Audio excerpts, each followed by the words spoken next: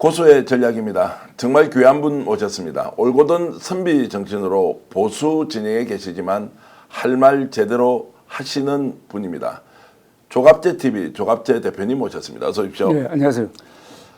요즘 저희들이 약간 이제 진보 채널에 좀 속해 있는데 이렇게 좀 출연하시려니 좀 불편하지는 않으셨습니까? 뭐 불편한 거 없습니다. 예. 제가 뭐 하고 싶은 말을 다 할 수 있고. 예. 예. 혹시라도 최근 상황이 이제 워낙 국힘 또는 이제 보수 진영 대선 주자 윤석열 정부에 대해서 비판적 목소리를 많이 좀 내고 있기 때문에 결과적으로 지금 조갑재 대표께서 하시는 이런 말씀이 민주당에 유리한 거 아니냐, 좀 정치적으로 이용당하는 건 아니냐라는 비판이 그 진영 내에서는 있을 것 같은데 어떻습니까? 그런 그 이야기하는 사람은 극소수예요, 사실. 예, 예. 그리고 제가 뭐 하루 이틀 기자 생활한 것도 아니고 55년 동안 기자 생활을 하면서 제가 사실을 추구하는 정통 언론인이라는 것은 뭐 제가 더 설명할 필요도 없으니까요. 저에 대한 오해를 하는 소수가 있지만은 다수는 저의 과거를 믿어주니까. 네, 예. 예. 사람이란 것은 다 과거가 있고 현재가 있고 미래가 있는 것 아닙니까? 오늘 제가 하는 행동이 과거와 다르다면은 이상하게 생각할 텐데 과거에 했던 식으로 저는 뭐 기자 생활을 하면서 거의 대부분의 경우에는 현실 권력과는 상당히 대척점에서 비판을 해왔어요. 언론의 속성이라는 게 현존하는 권력과 맞서고 견제를 하되 그 현존하는 권력이 물러나면은 역사적 관점에서 따뜻한 시각으로 저는 보려고 노력을 했습니다. 그래서 박정희 정부 때 한번 전두환 정권 때 두 번 제가 기사 때문에 해직이 됐습니다. 네. 그러나 지나놓고 보니까 제가 또 박정희 전두환 정부를 상당히 적극적으로 옹호하는 편이 됐어요. 이게 한국 역사의 이 드라마인데, 그러니까 한국 역사는 사람을 바꾸게 만듭니다. 그런데 바꿔지지 않는 사람은 생존할 수가 없어요. 네. 다윈의 진화론을 보면은 강한 종이 살아남는 게 아니라 변화하는데 적응하는 종이 살아남는다고 네. 이야기하거든요. 저도 그런 부류에 속한다고 볼 수가 있습니다. 그런데 윤석열의 비상계엄 같은 경우에는 윤석열과 거기에 동원됐던 김용영을 비롯한 뭐 내란 그 이제 일단 공범들의 이런 이제 혐의와 관련해서는 기계적으로 보면 각자 할 말이 있는 거 아니냐라고 질문을 드릴 수도 있는 거 아닙니까? 이거는 그래서 이거는 특수하다 이겁니다. 네. 이거는 양비론적으로 또는 양시론적으로 접근할 게 아니고 너무나 사안이 명백하고, 그러니까 윤석열 전 대통령의 잘못이 너무나 명백하니까 이 경우에는 저는 양비론을 또는 양시론을 펴지 않습니다. 이것은 윤석열 전 대통령의 100% 잘못한 거다. 네. 예. 오히려 윤석열 전 대통령을 편드는 사람을 저는 이해할 수 없다 하는 그런 입장을 하고 네, 취하고 있습니다. 저 입장은 이번 헌법재판소 결정문에 의해서도 확인된 겁니다. 헌법재판소 결정문이 윤석열 전 대통령이 주장하는 바 국회를 장악한 민주당이 줄탄핵 등을 해가지고 자신을 괴롭히니까 비상계엄령을 선택할 수밖에 없었다 하는 주장에 대해서 조목조목 반론을 펴거든요. 그러고 그 반론의 요지는 이거예요. 쉽게 설명을 하면은 민주주의는 서로 협상을 해야 되고, 특히 작년 총선을 통해서 국민이 주권자적 선택으로서 결단으로서 국회 다수당을 민주당으로 만들어 주었으면 대통령이 그 민주당을 인정하고 선거 결과에 승복하고 대화를 해야 되는데 대화도 하지 않고 자신을 지지하지 않는 사람을 적대 세력으로 본 것, 이거 잘못됐다. 그리고 민주당이 무리를 한 것 또한 사실이다. 그러나 헌법재판소가 그 줄탄핵에 대해서 거의 대부분을 기각을 하지 않았느냐. 네. 헌법재판소를 믿고 기다리면서 대화를 해야지 왜 군대를 동원해서 국회와 선관위를 공격하느냐 이렇게 지적을 하고 있습니다. 쉽게 말하면은 권투를 할 때는 링 안에서 해야 될 것 아닙니까? 네. 근데 상대방이 좀 규칙을 안 지키고 막 로브로를 때려가지고 이렇게 한다고 하면은 그때 이 권투 선수가 해야 될 일은 심판한테 항의하는 게 맞는 것 아닙니까? 네. 심판한테 항의하지 않고 링 바깥으로 뛰어나가가지고 몽둥이 들고 나와가지고 지금 두들기다가 부들린 것하고 네. 마찬가지다 이겁니다. 자, 그러면 이제 특수한 상황이고 100% 윤석열이 잘못한 것이다라는 전제로 이제 말씀을 주셨는데, 그런데 실제로 윤석열 파면 이전까지는 대한민국 언론은 소위 말하는 레거시 미디어는 매우 기계적 균형, 오히려 윤석열이 법적 권한 안에서 비상계엄을 행사한 것이다라는 논리로 실제로 계속 보도를 했습니다. 저는 오히려 신문방송만 놓고 보면 더 심할 정도로 편들기를 했다라고 보는데, 그런 언론의 보도 태도에 대해서는 어떻게 보십니까? 그 동아일보는 빼야 됩니다. 네. 동아일보는 작년 의료 대란부터 이번에 비상계엄 선포까지 가장 객관적으로 그야말로 진짜 보수적 입장을 취했어요. 예. 그래서 저는 동아일보의 보도를 매우 높게 평가합니다. 네. 동아일보를 뺀 이른바라고 합니다. 예. 저는 뭐 진짜 보수라고도 생각 안 하는데, 이른바 보수 언론은 사실상 윤석열 편을 들은 거죠. 사실상. 그렇게 된 거는 아마 부수가 떨어진다든지 또는 광장에 모인 이 목소리 큰 사람들에 대한 공포가 뭐 이런 게 있었다고 봐요. 그런데 그 보도 방향이 어떠냐 하면은 주로 이 헌법기관을 공격하는 것이었습니다. 헌법기관이라면 헌법재판소와 선거관리위원회입니다. 예. 부정선거가 없었는데도 계속 음모론을 펴는 사람이 있으면은 보수 언론일수록 부정선거는 없었다. 그리고 부정선거 음모론을 펴는 사람들은 민주주의를 거부하고 선거에 승복하지 않는 사람이다라고 엄중하게 비판을 해야 되는데, 부정선거 음모론의 주장을 소개를 해주고 그 다음엔 또 선관위의 반박을 소개해주고 양시론입니다. 그죠? 네네. 그걸로 끝내는 거예요. 예. 그럼 언론사의 판단은 뭐냐 이겁니다. 아니, 기자들이 부정선거가 없었다는 걸 모릅니까? 알면서도, 부정선거가 없었다는 것을 알면서도 부정선거 음모론을 주장하는 사람들 목소리를 사실상 대변해 준 것 아닙니까? 그래서 우리 국민들 중에 30%가, 유권자의 30%가 한때, 지금 줄었을 겁니다. 네. 한때 부정선거가 있었다고 믿도록 만들었다면은 네. 이건 보수의 계급장을 떼야죠. 예. 예.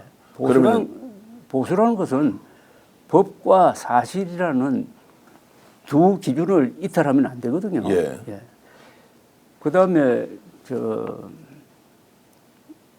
헌법기관을 공격했다는 의미는 뭐냐 하면 헌법재판소의 그 구성이라든지 헌법재판소에 있는 몇 사람의 그 재판관들의 과거 전력에 대해서 또는 부정확한 사실을 가지고 계속 이렇게 음해에 가까운 보도를 하고, 그런데 이번 요 사태에서 아주 흥미로운 관점이 하나 있어요. 이 보수라는 것은 제도를 중요하게 생각하는 사람입니다. 제도. 그래서 보수는 기본적으로 이 전통주의자입니다. 트레디셔널리스트가 될 수밖에 없어요. 네. 전통은 어떤 제도를 만들고 그 제도를 키워오는데 여러 가지 시행착오도 있고 하지만은 좋은 제도를 만들어야 그게 모이면은 문명이 된다. 그러니까 보수는 기본적으로 문명 건설 세력이에요. 예, 예. 지금 우리나라를 버티고 있는 좋은 제도가 수없이 많지만은 윤석열 대통령이 건드리는 게 뭡니까? 세계 최고의 의료 시스템, 네. 그리고 이 국군, 예. 이번에 헌법재판소, 그 다음에 선관위, 이런 것들 아닙니까? 이거는 우리가 70년 동안 피, 눈물, 땀을 흘리면서 키워온 좋은 제도인데, 윤석열 대통령이 국군을 동원해가지고, 사병집단처럼 국군을 동원해가지고 국군이란 제도를 흔들어버리고 의료 시스템을 뒤흔들어 버리고 그리고 헌법재판소도 막 공격을 하고 윤석열 세력이 그리고 선관위는 부정선거 집단으로 몰아버리고 완전히 문명적 제도를 공격한 사람입니다. 네. 윤석열 전 대통령이. 뭘로 그랬느냐? 타당한 근거로 했느냐? 그야말로 저항권 정신으로 했느냐가 아니고 자기가 가지고 있는 국군 통수권자로서의 권한을 남용을 하고 그다음에 턱도 아닌 부정선거 음모론을 들고 나와가지고 문명을 공격하고 제도를 공격한 것 아닙니까? 이것은 보수에 대한 반역입니다. 네, 예. 그것도 거짓말로 그리고 법을 무시하면서까지 제가 여러 번 강조하지만은 보수는 사실과 법을 최고의 기준으로 삼아야 되는데 윤석열 대통령은 사실도 무시해가지고 거짓말을 하고 헌법도 무시해가지고 계엄령을 폈으니까 자기가 보수라고 생각하는 사람일수록 윤석열 대통령을 좌파보다 앞장서서 비판할 의무가 있는 거예요. 네. 그걸 하지 않았잖아요. 하지 않은 사람이 많잖아요. 네, 예. 뭐 저처럼 하는 사람들도 많지만은. 자, 그래서 저는 이제 왜 그런 기초적인 또 말씀 들어보면 너무나 상식적이고 당연한 말씀인데 왜 언론은 이 문제에 대해서 진작에 좀 정확하게 지적을 하고 문제 제기를 했으면 이런 정도까지 나라가 완전 엉망진창이 되지는 않았을 텐데 윤석열 비상계엄 이후에도 독자층, 예. 독자층을 너무 의식한 것이라고 봅니다. 독자들이 이런 구조가 형성돼 있어요. 지금 이 이른바 보수 언론 독자들이 평균적인 보수보다도 더 극단적으로 가 있는 경우가 많아요. 예. 그 사람들이 댓글을 막 남기고 어떤 경우에는 신문 불매운동까지 펼치니까 직접적인 위협을 느끼는 거죠. 또 뭐 시위대가 혹시 쳐들어올까 싶어가지고 그런 것도 겁을 내겠죠. 거기에 너무 약한 마음으로 대응을 했다고 봅니다. 우리 보수 언론이 과거에 박정희, 전두환 이렇게 권위주의 정부 시절에도 용감하게 네. 언론 자유를 위해서 싸웠어요. 그래서 저처럼 뭐 잘린 사람도 있고 감옥 간 사람도 있지 않습니까? 그런데 어떻게 이런 턱도 아닌 선동 세력, 더구나 턱도 아닌 부정선거 음모 선동 세력에 한국의 이른바 보수 언론이 무릎을 꿇었는지 이거는 앞으로 엄중하게 이렇게 자체 조사를 통해서든지 해가지고 이것은 언론기관 그런 보도를 한 언론기관이 사과를 해야 됩니다. 네, 예. 사과를. 요사이 오늘 조선일보 보니까 이제 국민의힘 후보들이 탄핵에 대해서 사과하고 넘어가야 된다라고 했는데 그렇다면은 이 보수 언론도 그동안의 이 계엄과 탄핵 사태 때 특히 부정성 음모론에 대해서 기회주의적 보도를 한 데 대해서 사과해야 됩니다. 예. 근데 그 시점에 제한때 가장 크게 와닿았던 거는 조갑재 대표께서 윤석열 대통령과 친한 사람 수십 명한테 물어봤다. 도대체 왜 계엄을 했느냐라고 했을 때 굉장히 이제 좀 명쾌하게 답변을 해 주셔서 아, 저것이다라는 생각이 들었거든요. 그게 바로 뭐 반국가 세력이나 선관위 척결이 아니었다라고 이제 말씀을 그렇죠. 하셨지 않습니까? 그렇죠. 실제로 모든 사람이 그렇게 대답을 했습니까? 그런데 지금 냉정하게 생각하면은 예. 윤석열 대통령이 비상계엄령 선포문을 읽었잖아요. 예. 12월 3일 예. 밤 10시 한 30분쯤. 그 내용을 보면은 하나입니다. 반국가 세력 척결이에요. 예. 그죠? 반국가 세력 척결을 위해서 비상계엄령을 편다 예. 이렇게 이야기했습니다. 거기에 부정선거 음모론, 부정선거 척결을 하기 위해서 비상계엄령 편다는 말 없잖아요. 예. 세상에 이런 게 어디 있어요? 비상계엄령을 펴는 사람이 그 이유를 국민들한테 숨기고 두 가지 이유인데 숨기고 하나만 이야기했잖아요. 예. 그러면은 부정선거 척결하기 위해서 비상계엄령을 폈다 하는 이야기는 언제 하느냐 하면은 이 사람이 12월 12일 합니다. 예. 그러니까 비상계엄령을 펴놓고 9일 뒤에 한다고. 이건 뭘 이야기하는 겁니까, 이거? 준비가 세상에 가장 중요한 행사, 비상계엄령을 펴면서 진짜 이유 하나는 숨겨놓고 했다 이거예요. 네. 그러면 또 다른 이유가 있다고 봐야지. 예. 그렇지 않습니까? 그래서 또 다른 이유를 찾으려고 제가 윤석열하고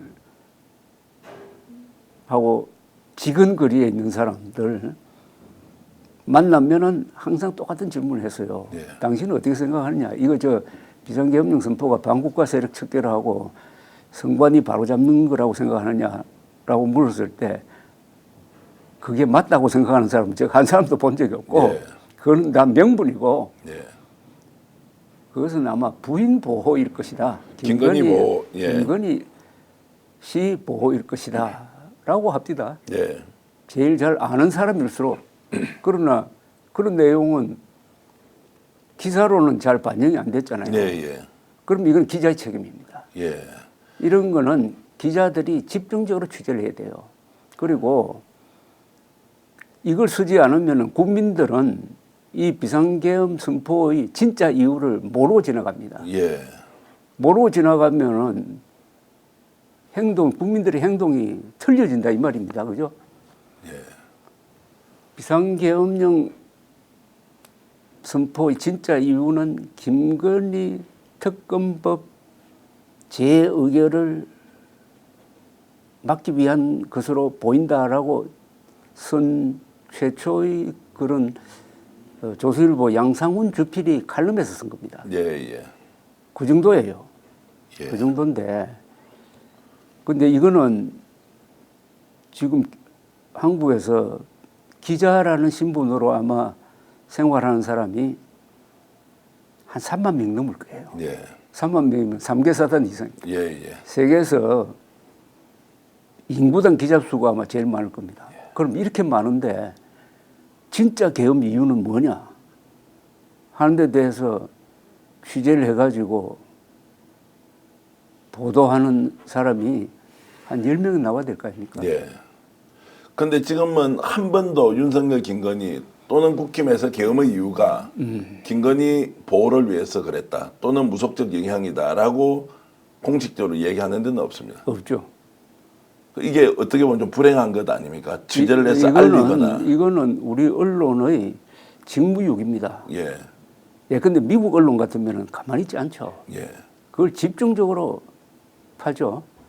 그런데 다만 이제 마치 에피소드 이야기 하듯이 또는 뭐 이렇게 가십성 기사로 김건희, 윤석열 두 사람의 아주 이해할 수 없는 관계.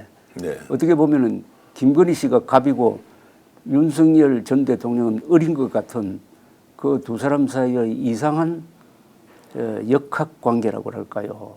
또는 영적 관계라고 할까요? 거기에 대해서는 뭐 중구난방으로 단편적인 이야기는 많이 나와요. 그걸 다 종합을 해가지고 이제 실체적 증거로서 들이대는 이런 기사가 앞으로 나오리라고 나는 기대를 합니다. 예. 기대를 하는데 이게 안 되는 바람에 우리 국민들이 잘못 생각하고 있는 게 있어요. 그러니까 정말로 반국가 세력이 국가의 안전을 위협할 정도로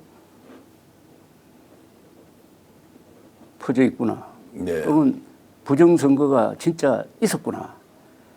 그러니까 윤석열 대통령이 비상대권을 행사했구나. 이렇게 생각하는 사람 많잖아요. 네. 이렇게 생각하는 사람들이 광장으로 몰려간 사람들의 대부분 아닙니까?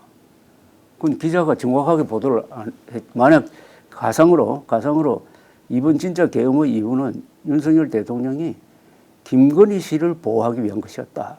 이게 진짜다. 라고 보도를 했으면은 광장으로 그렇게 많이 몰려갔을까요? 자, 지금도 그러면은 윤석열이 왜 비상계엄을 선포했는가에 대한 것은 언론이 반드시 발굴하고 취재해서 국민들에게 적극적으로 알려야 한다라는 이제 말씀으로 이해를 하면 되겠습니까? 그렇죠. 그런데 그것뿐이 아니죠. 이번 계엄의 출발점은 윤석열 전 대통령 아닙니까? 그죠? 예. 그 다음에 그 윤석열 전 대통령의 직속부와 김용현 그리고 여인형 방첩사령관. 예. 딱 요 세 사람이라고. 예. 그 나머지는 다 반대한 걸로 나옵니다. 예. 그죠? 뭐 신원식 안보실장이라든지 뭐 한덕수 뭐 국무위원들도 다 반대했다고 다 지금 나오고 반대했잖아요. 예, 예, 그러면은 계엄의 원인은 누굽니까? 윤석열 한 사람 아닙니까? 예. 그죠? 예, 예. 객관적인 어떤 조건이 있었던 것이 아니라 그러면 윤석열이 뭐냐? 윤석열의 성격 그리고 윤석열과 김건희와의 이상한 관계 이게 계엄의 진짜 원인이라는 게 합리적으로 추론이 되잖아요.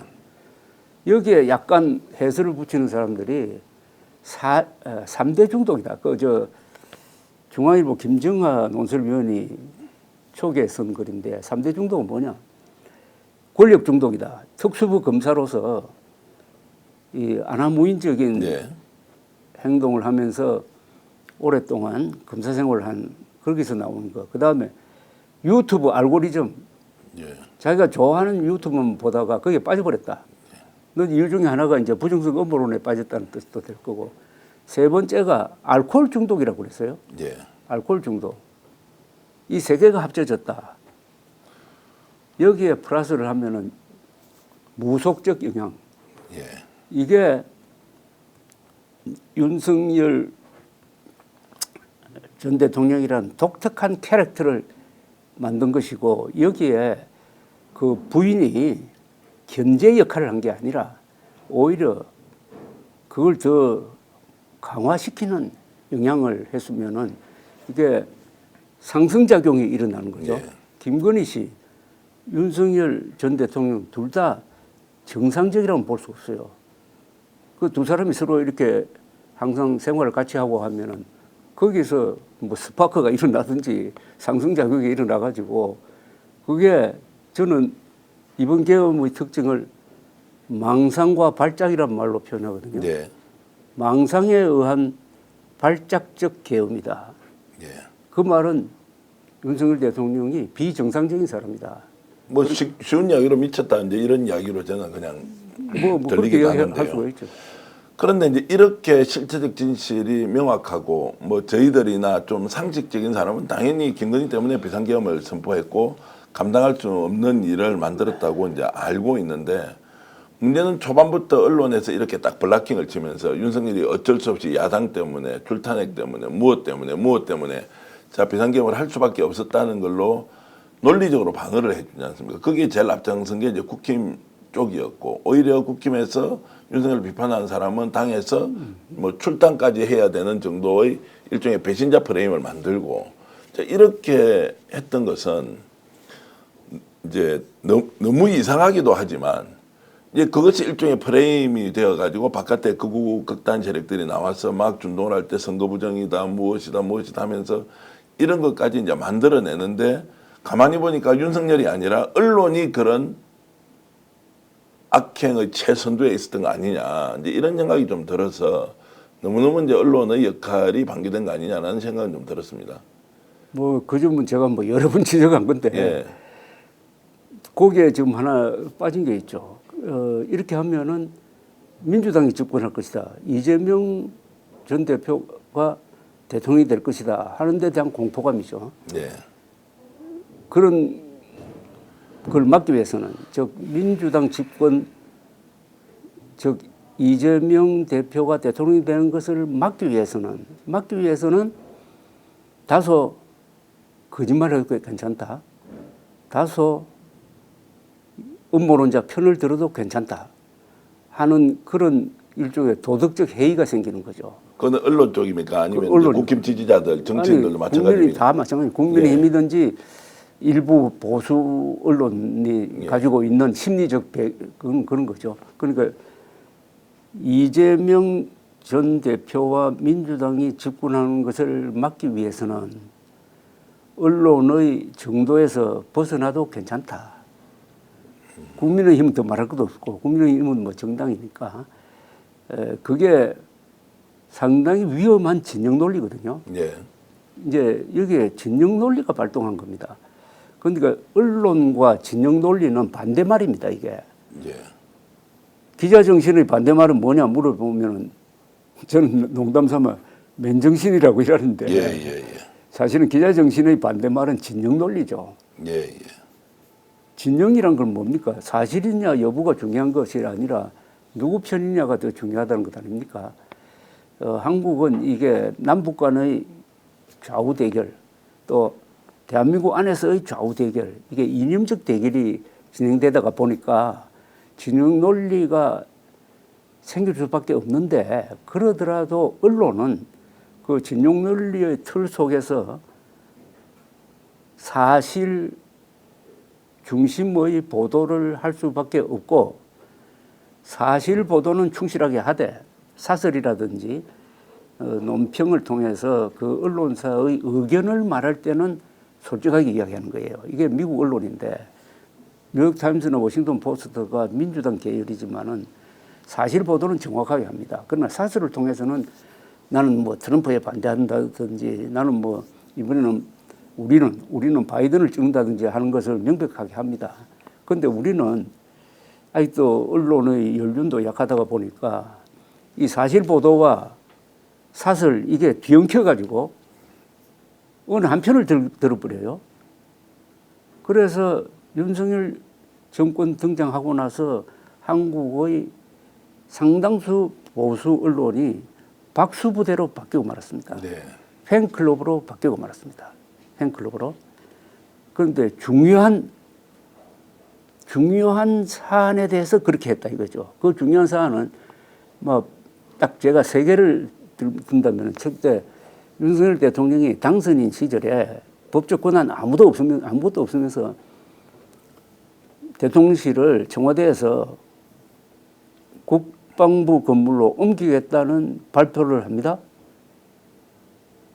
거기에 맨 앞장서서 반대해야 될 언론이 보수 언론입니다. 왜냐? 이거는 보수적 가치를 무시하는 거예요. 그렇지 않습니까? 법적 권한이 없는 사람이죠. 네. 그리고 청와대에 대해서 뭐라고 그랬냐면은 제왕적 권력의 상징이라고 그랬다고. 아니, 우리나라 역대 대통령이 제왕적 권력자 맞습니까? 그 말은 뭐 운동권에 있는 사람은 할 수 있어요. 그러나 대통령에 당선된 사람이 네. 역대 자기를 포함하면 13명 대통령이 제왕적 권력을 행사했다고 할 수 있느냐 이거예요. 제왕적 권력이면은 이승만 박정희가 그러면 권력을 자기 무슨 뭐 친족한테 넘긴 겁니까? 네. 뭐 말도 아닌 그런 걸 하면서 청와대에서 나오는 명분으로 삼았다고요. 그리고 거기서 나오면은 국방부로 옮기면은 지금 현존하는 이 위험성입니다. 국방부 장관실, 그 다음에 합참 대통령실이 그 수백 미터 안에 모여 있잖아요. 네. 북한에서 또는 외부 세력이 미사일로 공격하면 한 방에 가잖아요. 네. 그리고 지금 청와대는 뒤에 300m가 넘는 북한산이 딱 버티고 있어가지고 북에서 미사일 쏠 때 가장 안전한 데거든요. 네. 그리고 그 위치도 최고고 또 거기에 역사가 있잖아요. 77년대는 대한민국 역사가 거기 있고 거기 계셨던 분들이 나름대로 고심을 해가지고 나라를 이렇게 발전시켰는데 그게 제왕적 권력의 상징이었다고 침 뱉고 나가면은 그때 흥분해야 될 사람이 한국 현대사를 만든 주체 세력인 보수 아닙니까? 근데 보수 언론이 왜 박수 쳤어요? 저는 그때 줄기차게 이 청와대에서 대통령실을 옮기는 거 이거는 작은 천도에 해당하는 건데 네. 이걸 이런 식으로 무리하게 하는 사람은 반드시 말로가 안 좋을 것이다. 네. 거의 저는 저주에 가까운 비판을 해왔습니다. 그것도 한번 계속 줄기차게. 자, 집권 초기에 그러면 이제 용산 이전 문제에 대해서 언론이 지적하지 않았다. 또 두 가지 더 보수 언론이 지적을 안 했어요. 예. 그다음에 그 폐해는 아무리 강조해도 모자라지 않아요. 예. 그러다가 어떻게 됐습니까? 소통을 강화하기 위해서 구중궁궐인 청와대에서 용산으로 간다고 그랬잖아요. 예. 용산으로 가서 소통이 강화됐습니까? 예. 또 불통이 돼버렸죠. 예. 그다음에 출퇴근하는 대통령이 됐잖아요. 예. 관저와 집무실이 같은 영역에 있어야지 예. 군 통수권자는 동선이 노출되면 안 되잖아요. 예. 또 그 관저를 선정하는데 얼마나 무리가 많았습니까? 외교부 장관 공관이었잖아요. 네. 그걸 밀어내버리고 매일 2번 출퇴근하면서 근데 이 문제에 있어서 한국의 보수 세력이 왜 견제를 하지 않았느냐. 두 번째, 2022년 여름 윤석열 대통령이 대선 지방선거를 이끈 1등 공신 이준석 당시 대표를 내부 총질하는 사람이라고 하면서 몰아낼 때 네. 그때 한국의 보수 언론이 사실상 박수친 거 아닙니까? 예. 그거는 보통 문제가 아니라 네. 윤석열 씨를 0.73% 24만 표 차이로 당선시키는데 어떻게 보면 천재적 발상을 한 이준석 대표가 세대 포위론 그리고 20대 30대의 남자들 표를 잡는 그런 전략을 펴가지고 젊은 사람 중도층 보수층을 하나로 묶었잖아요. 네. 그래도 24만 표 차이밖에 안 된 거예요. 예, 예. 거기 마지막에 안철수 단일화를 했음에도 불구하고 예, 예. 그러면은 윤석열 전 대통령의 지지 기반은 아주 취약했던 겁니다. 네. 그러면 이걸 더 키워서 해야 될 거 아닙니까? 그런데 이준석 대표를 몰아내므로써 이 구도를 와해시켜 버렸잖아요. 예. 그 결과가 작년 총선이죠. 그 다음에 의사들은 한국 보수 세력 중에서 가장 잘 조직되고 예. 가장 이 강력한 핵심 세력입니다. 예. 그런데 의사들을 적대시하는 의과대학 정원 2,000명 늘리기로 완전히 지금까지 계속되는 의료 대란을 일으키고 거기에 반감을 품은 의사들 표 그 연구원 의료 종사자 표를 합치면 한 100만 표 됩니다. 네. 이게 작년 총선 때 국민의 힘을 버렸잖아요. 그래서 참패한 것 아닙니까? 예. 그때 한국의 언론이 특히 보수 언론이 어떤 보도를 했습니까? 다 윤석열 대통령 나팔수 역할을 했지. 네. 그러면서 의사들을 공격했잖아요. 이게 세 개가 다 모여가지고 결국 오늘의 윤석열을 만든 겁니다. 예. 그리고 윤석열 대통령의 몰락은 한국 다수 보수 언론의 공동체입니다. 예.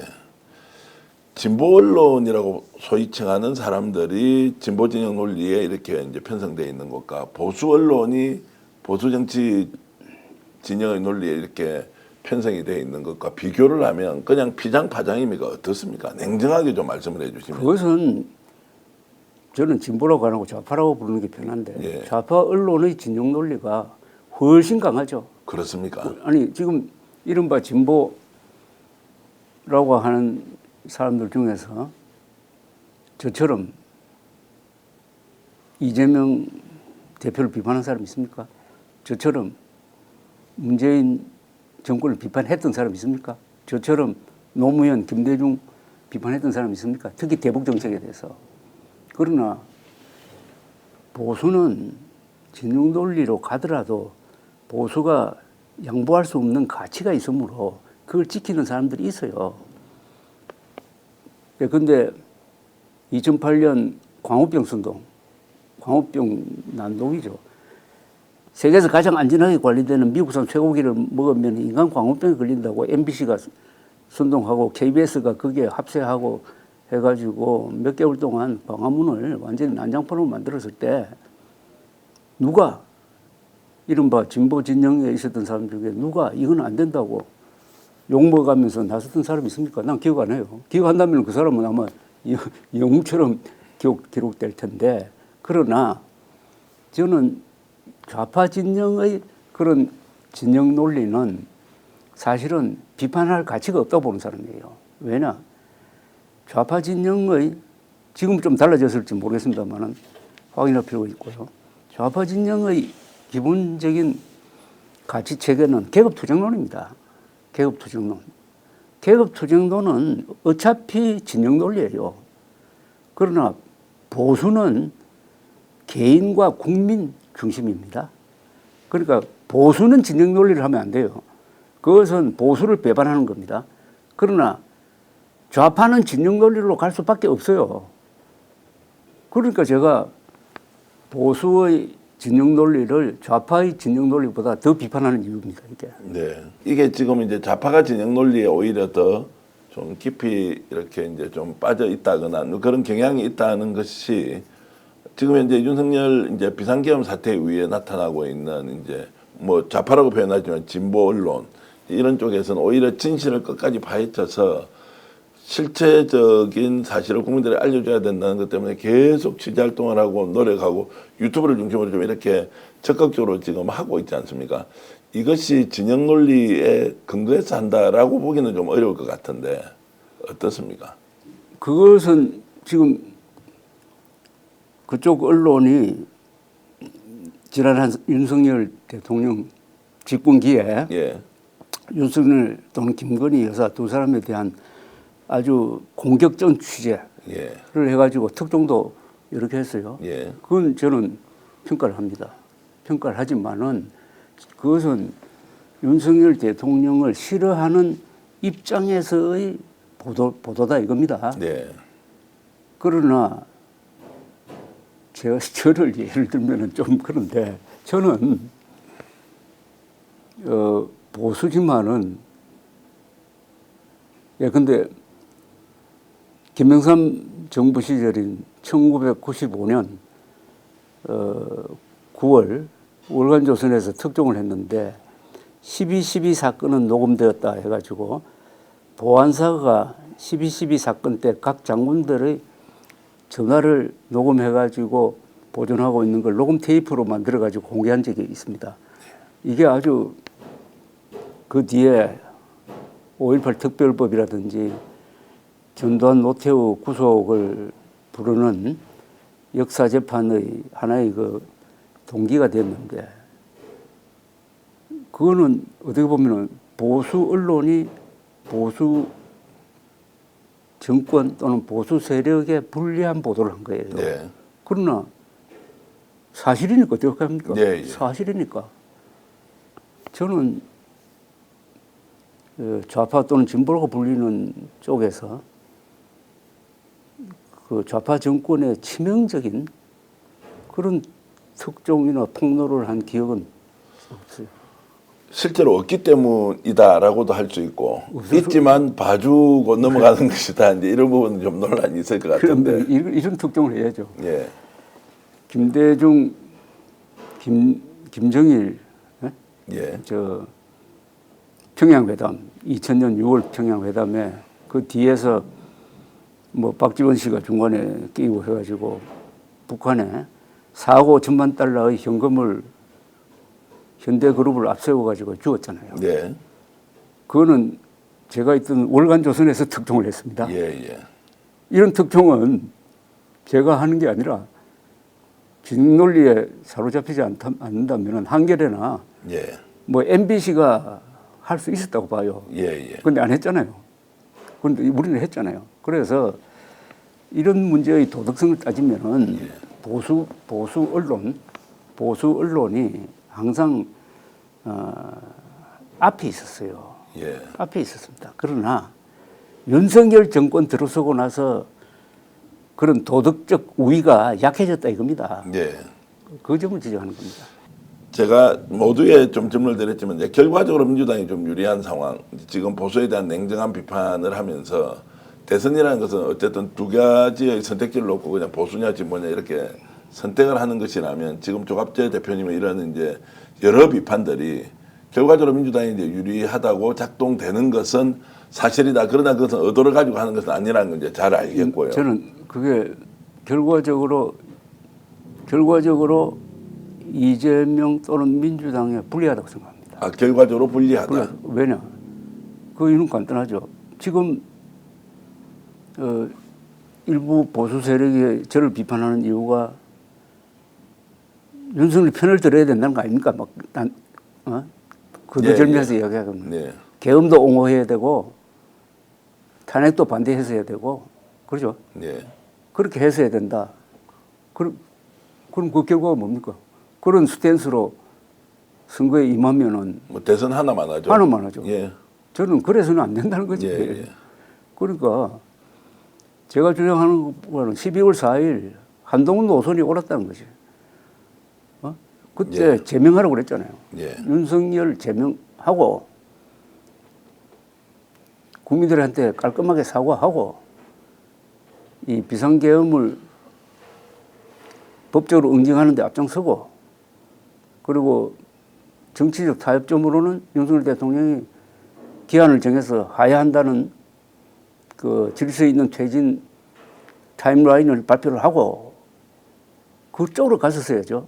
그런데 그건 물론 그걸 응하지 않으면 탄핵 소추로 가는 예. 이런 프로세스가 옳았고 저도 그쪽 편에 있었어요. 지금까지도 좀 그쪽 편인데 결과적으로 그 노선이 옳았고 반대로 한동훈 당시 대표를 몰아낸 친윤 세력이 지난 4개월 동안 국민의힘의 주도권을 잡고 광장 세력과 합쳐가지고 탄핵 반대 운동을 하다가 4월 4일 헌법재판소의 역사적 결정문에 의해서 그 노선이 틀린 정도가 아니라 그 노선은 헌법에 반한다. 국민 신임을 배반한 거다라고 해가지고 철퇴를 맞은 거 아닙니까? 네. 그래 놓고 지금 거기서 노선을 바꾸지 않고 그쪽에 친윤 그룹에서 후보를 내겠다는 것 아닙니까 지금 예, 예. 국민의힘 지도부의 속셈은 그게 틀렸잖아요. 그러나 저는 이렇게 하면은 100점 100패니까 가능성은 적지만은 어차피 비상계엄령을 편 대통령을 배출한 국민의힘이 조기 대선에서 이기기를 바란다는 것은 그것은 정말 신락 같은 희망이거든요. 네. 그래도 그것을 확대시키려면은 한동훈 노선으로 가서 윤석열 잘못했다. 그 다음에 다소의 원인, 결정적인 원인은 아니에요. 다소의 원인을 제공한 이재명, 민주당도 문제다. 네. 이 양비론으로 가면서 그러니까 반윤, 반이 스탠스를 취했어야 된다. 그렇게 해서 이제 합리적인 세력으로 거듭나는 모습으로 그렇죠. 이제 대선을 치러야 지금처럼 최악의 상황을 면한다. 이렇게. 쭉 그런 주장을 해왔는데 그러니까 제가 주장하는 게 이재명을 유리하게 만드는 이재명 대표를 유리하게 만드는 게 아니라 오히려 국민의힘을 유리하게 만드는 것이었는데 예. 저희 주장과는 다른 길로 갔다가 요새 이제 국민의힘 경선을 통해서 어느 정도 다시 좀 노선 투쟁을 통해서 역시 한동훈 노선이 옳았다는 쪽으로 약간 돌아오는 기미가 있지 않습니까 지금? 이재명 후보가 좀 만나자고 했을 때 정규재 주필과 함께 봤지 않습니까? 최근에. 그러면 활용될지도 모르니까 내가 안 나가야 되겠다라거나 뭐 이렇게 생각할 수도 있지 않습니까? 제가 예. 그런 질문을 뭐 하는 분들이 있을지 모르겠는데 제가 기자 아닙니까? 그죠? 예, 예. 55년 기자입니다. 기자는 뭐냐? 사람을 가리지 않고 만나야 돼요. 네. 그거는 기자의 특권입니다. 예. 그리고 또는 기자의 의무입니다. 그러면은 우리나라에서 가장 중요한 취재원이에요. 네. 지금 그죠? 지금 통계상으로는 대통령이 될 수 있는 가능성이 가장 높은 사람이니까. 그러니까 혹시 연락이 왔습니까? 아니면 먼저 한번 보자고 아니요, 연락을 주셨습니까? 제가 원한 건 아니에요. 연락이 와서 이제 왔습니다. 만났고. 그 직접 이제 그건 당연히 만나야 돼요. 예, 예. 그걸 내가 만나지 않는다면은 나는 예. 기자가 아닙니다. 예. 이번에 이제 전반적으로 이제 이재명 후보를 만났을 때 들었던 느낌 또 하실 말씀은 분명하게 다 하셨고 특히 뭐 그렇죠. 세종시 이제 그 이전 문제 뭐 이런 것들은 이제 지적도 하셨고 자 그런데 이제 이재명에 대한 평은 인간적으로 굉장히 좋게 하셨더라고요. 그래서 제가 이제 그걸 본 느낌은 아 지금까지 뭐 욕설 그리고 범죄자 프레임 이런 것들은 완전히 좀 뛰어넘는 나름대로 준비되어 있는 대통령 후보라는 이런 걸로 이제 인지가 되도록 말씀은 하셨더라고요. 제가 그게 거기에 대해서는 제가 조갑제닷컴에 이준석 대표를 3시간 만나고 나서 느낀 소감 해가지고 A4 용지로 한 장 반 정도 올려놨습니다. 이준석 대표. 아니, 그 이재명 저도 그 자세히 잘 읽어봤어요. 재밌더라고요. 그게 전부 다예요. 예. 그래서 저는 이재명 전 대표에 대해서는 뭐 더 비판을 해야 된다는 의무감을 느낄 사람도 아니고 느낄 필요도 없어요. 저는 충분하게 그동안에 이재명 전 대표를 비판할 거는 비판해 왔습니다. 네. 그래서 나의 결벽 증명을 하기 위해서 이재명 전 대표의 약점을 굳이 캐리해 가지고 할 필요 없고 내가 보도하지 않았던 다른 측면의 이재명 전 대표의 모습은 내가 페이스 투 페이스로 만나니까 내가 느낀 바가 있었거든요. 그걸 그냥 쓴 거예요.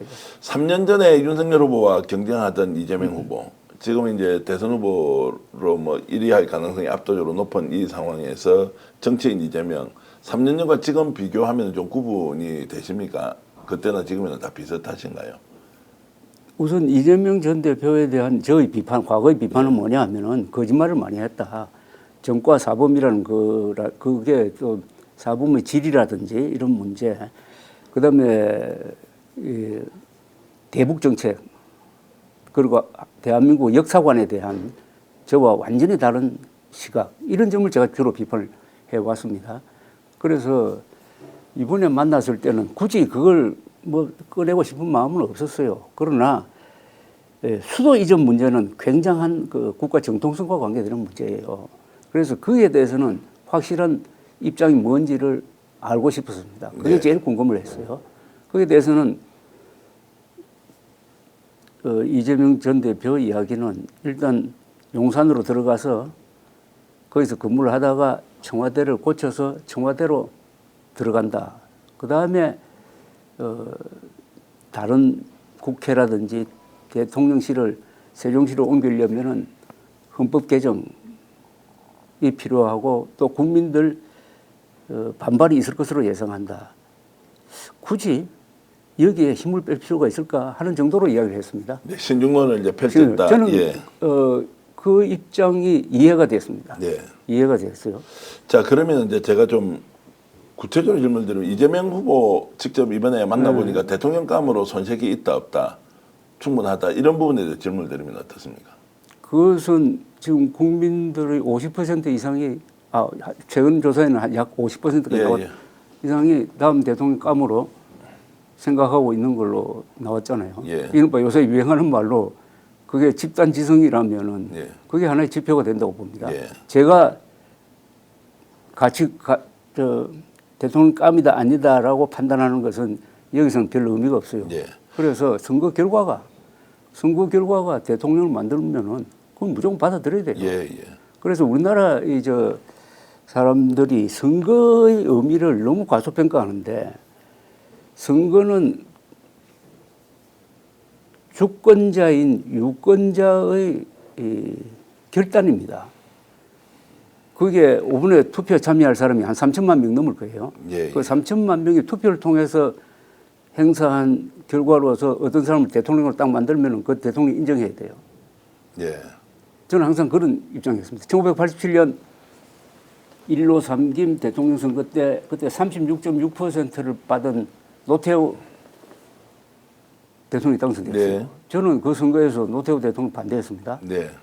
12.12 사건과 관련해가지고. 그런데 대통령 당선된 딱 직후부터 바로 그날부터 저는 노태우 대통령은 정통성이 있는 국가 지도자로 존중해야 된다는 입장이었어요. 자, 그러면 어쨌든 국민들의 압도적 지지율에 기반한 이제 이재명 후보의 대통령 역량에 대해서는 어쨌든 민심이 결정하는 대로 이제 충분히 우리가 받아들일 수 있다는 이런 걸로 이해를 하고요. TK 지지율이 지금 40%가 넘는다고 일단 나옵니다. 이게 얼마나 지속될지는 모르겠지만 다른 보수 진영 후보들이 아예 이재명 후보에 비해서 너무 차이가 많이 나고 있는데 이것도 좀 일시적 현상으로 보십니까? 아니면 그건 일시적일 것 같은데요. 일시적이다. TK 지역은 그렇게 40%까지 안 갈 겁니다. 실제 투표하면 이제 그런 것은 아닐 것이다. 그건 아마 어느 한 여론조사의 특별한 경우고요. 그리고 이제 후보가 한 사람으로 정해지면 국힘 쪽에서 또 그 상황은 좀 지켜봐야 할 것 같고요. 지금 한동훈 아까 얘기하셨는데. 안철수 후보가 이번에 나경원을 제치고 4명 안에 들어갔다. 그리고 찬탄과 반탄이 반반씩 섞여 있다. 한동훈의 약진이 제가 생각보다 강하다. 그리고 저는 후원금을 모집하는데 하루도 아니고 9시간 만에 그렇죠. 29억 원 이상이 이렇게 모였다라는 것도 이것은 뭐 조직 동원을 한다고 되는 부분이 아닌데 그렇죠. 야 이게 뭐냐라고 이제 생각을 했는데 아니나 다를까 그렇죠. 4인 통과하고 보니까 안철수 후보가 들어오고 나경원 빠져버렸더라고요. 자 이게 그 지금 국힘 내부에서 민심이 뭔가 좀 바뀌는 거 아니냐라고 저는 직감하고 방송에서도 말씀드렸는데 조 대표님도 비슷하게 이렇게 설명을 하시더라고요. 그렇습니다. 자 그럼 이 바람이 계속할 가능성이 있어서 국힘 후보는 김문수 홍준표가 아니라 한동훈이 될 수도 있다라고까지 좀 전망을 하십니까? 저는 그렇게 봅니다. 예. 그래서 뭐 한동훈 캠프에서는 한풍이란 말을 좀 쓰더라고요. 예. 한풍. 일단 바람을 타는 것 같아요. 바람을 타는 이유는 윤석열 세력이 아주 그 윤석열 대통령까지 포함해가지고 국민들의 일반적인 상식을 건드리는 그런 운동을 되풀이하고 있잖아요. 뭐 신당 창당설이라든지 뭐 윤석열 대통령이 법정에 나가서 90분 동안 마이크 잡고 헌재에서 했던 똑같은 이야기 되풀이한다든지 이런 걸 보면서 아 윤석열과 멀어져야 되겠다는 그런 민심이 작동하고 있고 국민의힘 지지자 또는 국민의힘 이 당원들도 이제는 본선에서 누가 유리하느냐 네. 경선 이렇게 좁게 볼 게 아니라 우리가 뽑은 사람이 본선에서 이재명 뭐 자꾸 이재명 이야기가 나오는데 가장 가능성이 높으니까 이재명 후보와 붙어서 승산이 있느냐 없느냐를 중심으로 실리적으로 현실적으로 판단하겠다는 분위기가 형성이 되고 그동안에 사실상 윤석열 편을 들었던 언론이 상당수 보수 언론이 또 요새 바뀌고 있습니다. 네. 그래서 탄핵의 강을 넘어야 된다. 뭐 이런 논설이 계속 나오고 하니까 여러 가지 상황에서 지금 크게 바뀌는 쪽으로 가고 있는 거 아니냐. 자 그렇다고 하면 그렇다고 하면 이번에 대선이 끝이 나면 이제 제가 보기에는 국힘은 거의 아예 보수정당으로서 자리를 잃어버릴지도 모른다라고까지 생각했는데 역시 대선을 통해서 보수가 재건할 수 있는 뭔가 좀 모멘텀 같은 거는 만들 수 있다 이렇게 이제 보십니까? 조건이 있죠. 그러니까 친윤 후보가 나오면 안 되고 반윤 후보가 나와야죠. 반윤 후보를 국민의힘이 뽑을 수 있느냐 없느냐입니다. 만약 반윤 후보를 뽑지 못한다면은 자멸의 길로 또는 분당으로 갈 것이라고 생각합니다. 자 지금 그 가능성은 한 몇 퍼센트 정도 보십니까? 지금 이제 흐름을 읽고 지금 한 일주일 정도 있으면 이제 후보 결정되지 않습니까? 그렇죠. 자 그렇게 봤을 때 지금 막바지 상황을 좀 보면 어떻습니까? 반윤 후보가 될 가능성이 더 높다. 아직은 좀 어렵다. 그런데 사실은 그런 문제에서 제가 반윤 후보가 되었으면 좋겠다는 게 저희 바람이에요. 그리고 딱 누구다라고 말하고는 싶은데 기자로서는 조금 리스크가 있습니다. 근데 지금 뭐 기자이면서도 이제 평론 활동하시고 또 독립적인 또 유튜브 언론을 지금 운영하고 계시니까 뭐 말씀을 주시는 거는 저도 뭐 찍기 전망 이런 거 자주 하는 편이고요. 뭐 다 맞는 것도 아닌 경우도 있었지만 역시 이제 한동훈 후보가 지금 대통령 후보가 되는 것이 그나마 다음에 보수정당 재건에 훨씬 더 적합한 인물이다라고 보시는 지금 거예요. 이런 선거판에 대국을 보는 분이 한 분 계셔요. 저는 그분 말을 상당히 귀담아 듣는 분이 있습니다. 김종인 전 비상대책위원장인데 그러니까 국힘당 1차 경선 발표되기 전날이구나. 전날 어느 방송에 나와서 한 30분 동안 이야기를 하는 걸 들었는데 그분이 안철수 4강 진입 그리고 한동훈 국민의힘 대표 당선을 예측을 하더라고요. 저는 저희 의견보다는 대표 당선이 아니고 대선 후보가 결정된다. 대선 후보로 결정된다는 거죠. 그렇죠. 국민의힘 경선 후보로 한동훈이 되어야 하고 될 것이다. 이런 이야기를 하더라고요. 마지막 질문 하나 드리겠는데요. 이재명 후보가 대통령이 될 가능성이 제일 높지 않습니까? 그렇죠. 그러면 이재명 후보가 지금 현재 가장 경계해야 할 것 또는 대통령이 되고 나서 정말 이것만큼은 국민들을 위해서 꼭 지켜서 해야 한다는 것 좋은 한 말씀 부탁드리겠습니다. 대한민국은 1948년 8월 15일 정부 수립이 선포됐어요. 그해 총선을 통해서 국회를 뽑았습니다. 국회가 헌법을 만들었습니다. 헌법에 기초해가지고 정부가 수립되었어요. 그러니까 1948년 8월 15일 대한민국이 출범했습니다. 그걸 줄이면 건국이라고 그럽니다.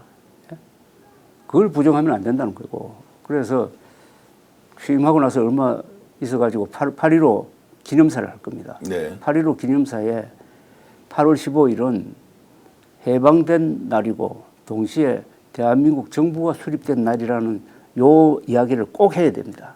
대통령은 꼭 해야 돼요. 네. 그런데 윤석열, 문재인 두 대통령은 희한하게도 똑같이 이걸 안 했어요.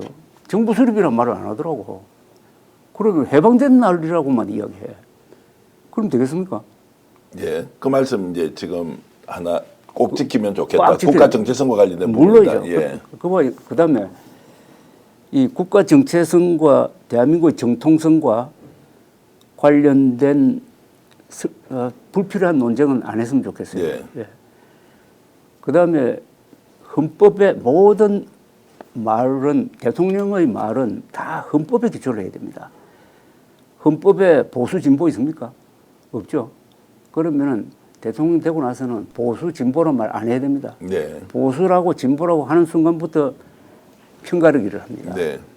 그래서 헌법 정신에 맞는 발언을 해야 되고 그것은 대통령이란 그 명칭 그대로 대통령은 크게 통합하는 우두머리라는 뜻 아닙니까? 그런데 윤석열 전 대통령은 나라를 크게 분열시키는 우두머리 역할을 했잖아요. 네. 그러니까 굉장히 유리한 입장에서 출발하거든요. 만약 이재명 대통령이 당선된다면은 왜냐하면 윤석열 전 대통령이 워낙 이렇게 잘못을 저질러 놓으니까 네. 그런 유리한 점에서 출발하니까 이제는 이 민주당 후보였다는 것도 잊어버리고 민주당 대표였다는 것도 잊어버리고 이 대한민국 대통령이고 대한민국 대통령은 헌법 제1조 대한민국 민주공화국이다. 그런데 헌법 제3조 그 대한민국 영토는 한반도와 그 부속도서로 한다. 그런데 북한이 우리의 영토는 틀림없는데 우리의 실효 지배를 받지 못하니까 헌법 제4조 대한민국은 자유민주적 기본 질서에 입각한 평화적 통일을 추진한다. 이렇게 돼 있잖아요. 네. 여기에 이게 대한민국의 국가 의지입니다. 그러니까 1조, 3조, 4조를 합치면은 딱 줄이면은 북한 노무현 정권을 평화적으로 제거하고 헌법 1조가 말한 민주공화국을 한반도 전체에 건설해야 된다. 여기 자유통일입니다. 자유통일. 네. 1조, 3조, 4조에 입각한 국가의 목표가 자유통일이고 자유통일을 통해서 2,500만 노예 상태의 북한 사람들을 구출해가지고 우리처럼 평화와 번영을 자유를 누리도록 하는 게 국가의 목표다 하는 것을 저는 확인하든지 아니면은 뭐 법률가시니까 거기에 입각해서 국민을 바라보는 정치, 국민을 네. 바라보는 정치를 해야 되지 않을까 생각합니다. 조갑재 TV 조갑재 대표님과 말씀 나누면서 저도 많이 배우고 있습니다. 여러분들도 평소 갖고 있는 생각과 좀 다르게 또 다가왔을 수도 있는데 대한민국이 결국 더 좋은 나라가 되기 위해서는 보수 진보 양날개가 정말로 굳건히 살아서 합리적으로 공존하는 지혜롭게 국민들이 선택할 수 있는 기회를 계속 제공하는 정치를 만들어 가면 좋겠습니다. 조갑재 대표님 오늘 이렇게 나와주셔서 진심으로 감사드리고요. 기회가 있으면 꼭 또 모시고 말씀 예, 듣겠습니다. 고소의 전략 모두 마치겠습니다. 시청자 여러분 진심으로 감사의 말씀드리고요. 저희들 구독, 좋아요를 통해서 응원 많이 해주시면 더 큰 힘이 된다는 말씀 드리겠습니다. 여러분 안녕히 계십시오. 오늘 방송 어떠셨습니까? 마음에 들었다면 구독, 좋아요로 스픽스를 응원해 주십시오. 여러분들의 구독, 좋아요는 가장 큰 힘이 됩니다. 스픽 구독, 좋아요